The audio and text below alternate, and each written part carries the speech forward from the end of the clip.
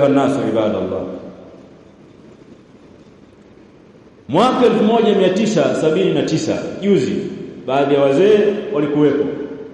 Nchi ya Iran ilikuwa inatawaliwa na Ahlusunna, madhehebu ya Shafi'ia. Bwana mmoja akiitwa Ruhullah al-Khomeini la'inullah, mshia, akapindua serikali ya Kiislamu, akasimamisha serikali ya Kishia ambayo iko madarakani mpaka hivi leo. Walioua katika maulama na viongozi wa Kiislamu, kwa sababu nchi ilikuwa inatawaliwa kifalme na Waislamu, ndugu zetu Ahlusunna. Wakawaua, wakawazidi nguvu, wakasimamisha serikali yao ya Kishia ambayo yanaitwa maarufu mapinduzi ya Irani ya mwaka 79. Huyo bwana al-Khomeini akatawala miaka 10 mpaka mwaka 1989 akaingia bwana mmoja anaitwa Ayatullah al-Khamenei. Mjua ni nani huyo? Ndio huyo aliyeuawa juzi na Mayahudi. Bwana huyu akashika kiti mwaka 89 baada ya mtangulizi wake Khomeini, akatawala takriban mpaka anauawa juzi, alitawala miaka 47. Katika mambo aliyoyafanya mtu huyu, Allah amlipe yale aliyoyatanguliza huko alikoenda, aliasisi makundi ya Kishia katika nchi za Kiislamu ili kupindua zile nchi, akayafadhili kwa silaha na pesa.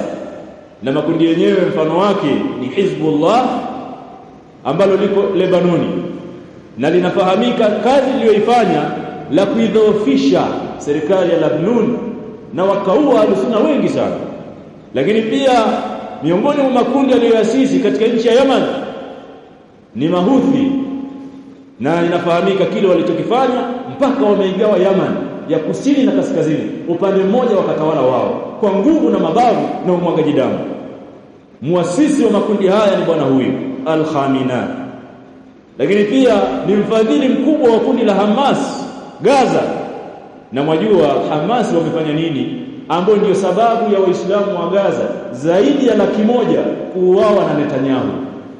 Ni baada ya kundi hili ambao bwana huyu ndio alikuwa analifadhili kwa silaha na pesa. Mnawaonaga wale Hamas wanapotoka na magari ya kifahari, silaha wanatolea wapi? Zile zinatokea Irani. Mipango ikapangwa, wakawachokoza Mayahudi kwa makusudi, kwa mipango, ili Gaza ivamiwe. Gaza ikavamiwa, wao wakaua watu 1200 tu. Matokeo yake kwa uchokozi ule, Waislamu wa Gaza zaidi ya 100,000 wameuawa na Netanyahu. Huo ulikuwa ni mpango wa Irani na Mayahudi kupitia kundi lao la Hamas. Lakini pia kundi la Nusairia katika maeneo ya Iraq. Almuhimu, wanasema, sitataja hapa kwa sababu hamtangaziwi. Nyinyi kazi yenu ni BBC, sijui nini, Al Jazeera na vyombo ya habari ya Kimarekani na Kiyahudi. Wale wanatangaza vitu wanavyovitaka dunia iamini kwa malengo yao binafsi. Ndio maana Waislamu wengi hawajui kweli. Bwana huyu al-Khamenei aliyeuawa juzi mpaka amefariki, ameua Waislamu kupitia makundi yake haya zaidi ya milioni 2. Waislamu wa Ahlusunna na wakimbizi kwenye hizi nchi zaidi ya milioni 20 waliokimbia nchi zao wa Ahlusunna. Netanyahu tangu aingie madarakani pale Israeli, huyu Myahudi ana miaka 30 hivi, ameingia mwaka 96. Ameua watu wa Gaza wanakadiriwa kwenye 100,000 na ziada. Huyu khabithi wa Iran ameua Waislamu milioni 2. Nani zaidi?